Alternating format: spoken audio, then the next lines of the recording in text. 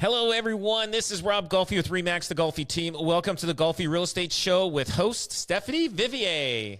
Well, hello, Rob. Hello. Do you have two suits? Are you wearing double suits this week to stay warm? I am wearing winter clothes, and I'm wearing. I'll wear a undershirt, dress shirt, and a blazer and a winter coat, heavy winter coat. I don't care if I look good or not. I just want to be warm, and that's it. And it is cold out there, and I'm not used to it. Well, I mean, I guess I am used to it. I mean, I was born and raised in Ontario, but still, we don't like this cold weather. And this is like Saskatchewan weather that we're experiencing. This is it, like through the whole winter. And yeah. I remember going there for a Grey Cup one year, and as soon as I get out of the airport, boom, I felt my butt cheeks just freeze up, and I was wearing jeans, and then the like how inside your nose it's a little bit moist, that froze instantly. As soon as I walked out of the airport, I'm like, whoa. I go, this is dangerous out here. Like, you better not be stuck in your pajamas driving around in this cold weather in Saskatchewan. Like you can, like, if your car, something happens to your car, you can't start it, and you're sitting in the car, you will freeze and die over there. If there's, especially you have no phone or anything like that. Like, it is cold. And I actually drove, because we missed our flight from Saskatchewan to go back to Toronto. We missed our flight, and I didn't want to wait 3 days because with Grey Cup, there's like all the flights are booked up for people leaving. Yeah. So I just said to the lady at the counter, I said, "What's the closest airport?" And she goes, "In Manitoba." Whoa. So I said to my buddy, I go, "Listen, I'm not waiting until Wednesday," because we were flying out on Monday. I said, "I'm not waiting until Wednesday to get out of this place." And I said, let's find somebody to drive us to Manitoba from Saskatchewan, from Saskatoon. So we found somebody to drive us. And talk about I guess that would be the Trans-Canada Highway, right? That goes across. That is a scary highway. It was blowing winds, blowing snow, and I'm looking. There's nothing around as we're driving through, and I'm going, whoa. I go, this is scary stuff, especially in the winter. We could just easily go off the road, and yeah, we made it through. Thank God there was all cell service all the way through, so I was using my laptop all the way through. But it was a good, I can't remember if it was 6 or 8 hour drive right from there to there. I just didn't want to wait till Wednesday. So, but it was, it was an ordeal, the cold weather there. Like we were dressed warm for the football game, but so we had all our gear, but just in case something happened. But that still, if you're in the middle of like where there's snow winds or that are on the highway and you're stuck outside, and there wasn't many traffic because everybody wasn't driving in that weather, so you just you got to be very careful. That's for sure. That is a cold province, and we got to hear though. We're such like Southern Ontario. It's a real thing. Like whenever I travel, and you're from Canada, it's so cold, and it's like no, and I'll say we essentially have similar weather to Buffalo. Buffalo actually gets more snow than we get. It's more like we've got the crazy, like the Sudbury, the North Bay. Even Ontario, Ottawa is much colder than it is here. So I guess we're Canadian. You say we're ready for it. We're Canadian, but in some ways we do get out of it. So you want to hear a funny story? This may not be so funny, but it's a funny story though. Some of you will see it funny and some of you will feel sad. But this story here, so we're driving around in a cab in Saskatoon, and so I'm talking to the cab driver. He's, from India, and really nice guy. And I think he was a refugee, and he said, I go, how did you end up here? Like, I go, like, of all places in Canada, he goes, I had no choice. He goes, I have to, because he's a refugee, they place you in a city where to be, and they so they placed him in Saskatoon, and he goes, I go, we're going from extreme temperatures. No. And he goes, he has to stay there for 5 years. He's got no choice. 5 years. Right. Yeah. And so they're hoping that he migrates there. But most of his family is in Toronto.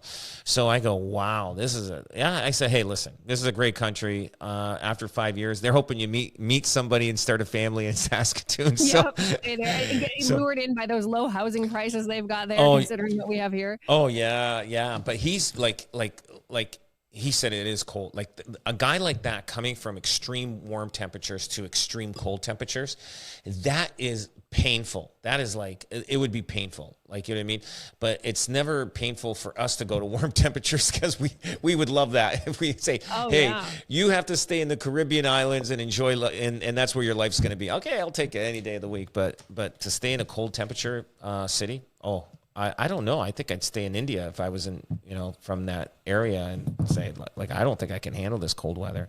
Yeah, it just goes to show you how much they're going through, right? To overcome all of that. Oh, yeah. I mean, they're trying to send, people across Canada to start populating different areas because, nobody wants to be where there's cold, 8 months, 9 months out of the year, or even longer, 10 months out of the year. So, but anyway, that's why real estate's always cheaper where it's colder. And, if you go up north, it gets cheaper in those little small cities up north. And, but how many people want to live up there, especially if you go to, is it Thunder Bay, or what's the other place up there? Well, there's North Bay, there's Sudbury.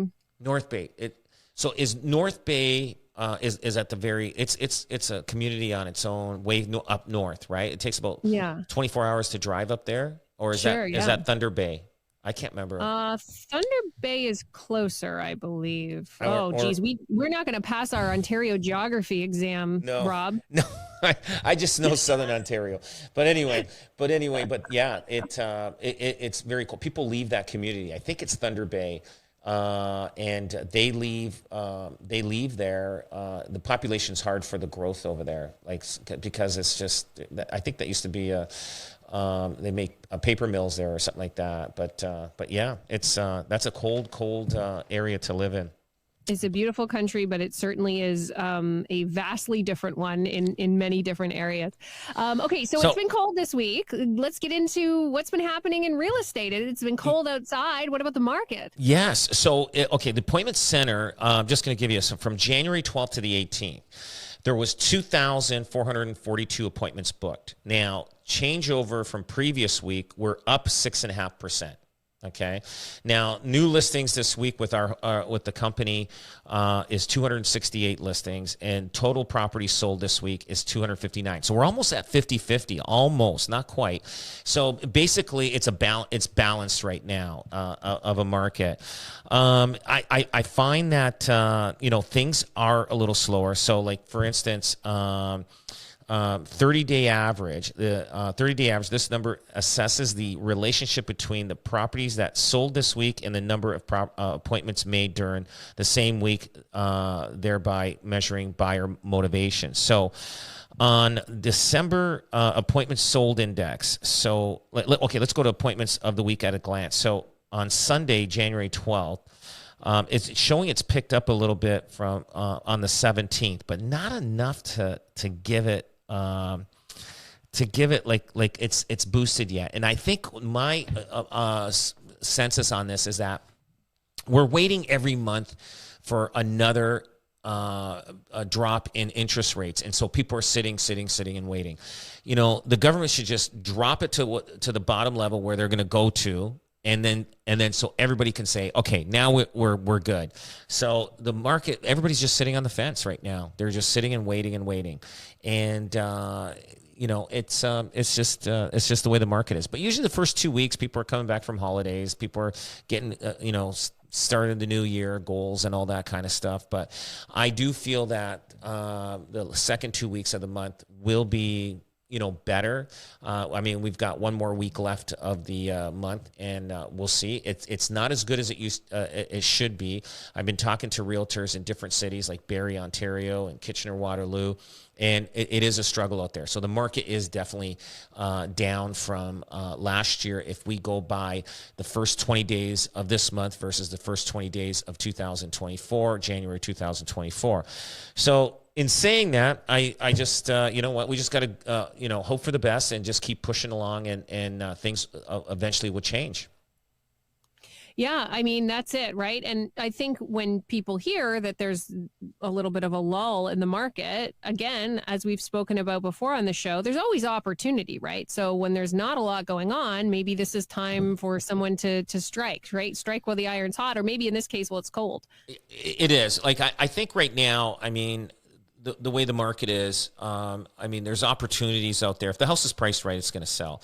And that price is based on what the market is today. Now, will the market aggressively go up in this year? I don't know. I think it will go a tiny bit, but not enough to for people to get scared and say, I better buy now. And then because the market may go up, you know, the house, $500,000 house may be worth $600,000 in 1 year. We're maxed. We are at the tip.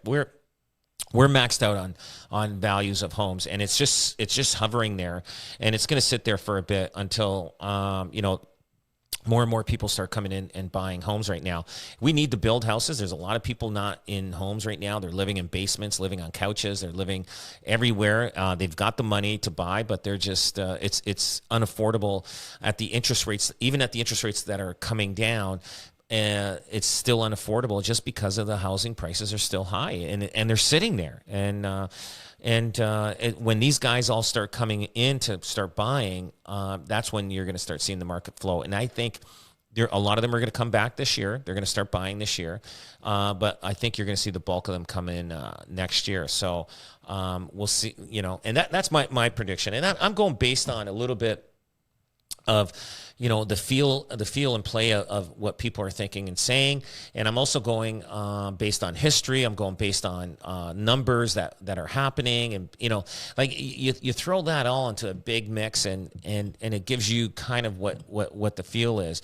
Now, sometimes you get these economists from, you know, the banks, and I mean, they're not in the trenches like I am, you know, dealing with people, the calls that are coming in, what are people looking for? They're just giving their forecast. And some of them are good. Some of them are good. And some of them, I think they're way out of range, and they're not in tuned or in tune with what's going on in the market like I am.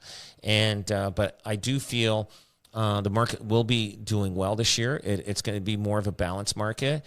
If you have a house that's worth $800,000 and you're trying to get 900, you're not going to get the 900. It's going to be 800, 810, maybe 790, but you're going to end up getting somewhere around that number because that's what the house is worth.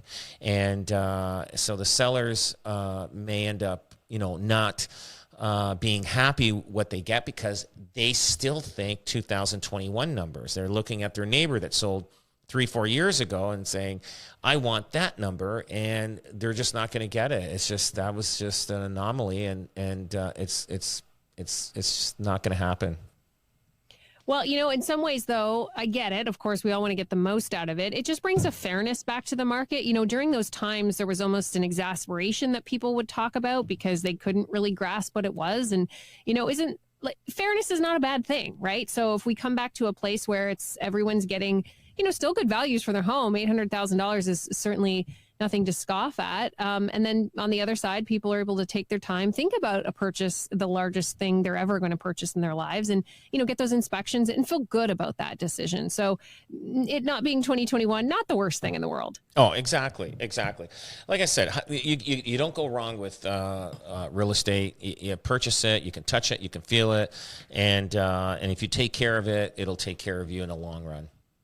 Well, you're always taking care of us, Rob, with the latest information in the world of real estate here on the Golfi Real Estate Show. We're going to take a quick break. Rob's going to stick around, and we'll be back with more next on News Talk 610 CKTV.